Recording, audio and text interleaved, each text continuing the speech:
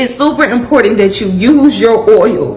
When you talk about the widow in the Bible, and she had no money and she went to Elijah, and Elijah told her to go get those jars, and she filled those jars up with oil, and Elijah said, take those jars into the marketplace and sell it, and that's what you gonna live off of. And a lot of y'all got oil that you're not even using, and God has given you gifts and talents that'll make room for you, but you too busy doubting yourself, and you too busy being discouraged to the point where you working a 9-to-5 job that you don't even like because it pays the bills. Or you too busy stressed out about a situation and you trying to figure out where the money gonna come from, when you need to be doing exactly what the widow did. She took her oil into the marketplace and she sold it.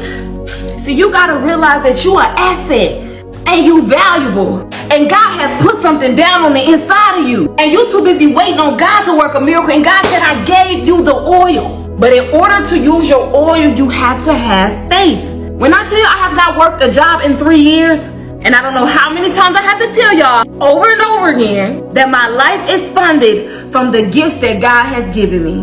When I was working a 9-to-5 job, the lights couldn't stay on, the rent couldn't stay paid. It wasn't until I realized that God had better for me. It wasn't until I realized that I had value. It wasn't until I realized that God gave me wisdom and knowledge to position myself into the marketplace. I don't care what you do.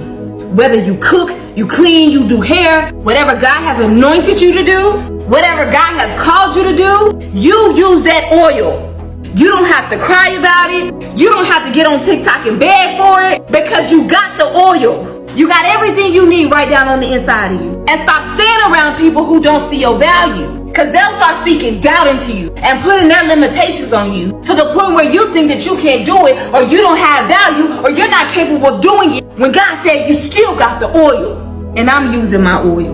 And I share my testimony all the time that it is possible and you can do it.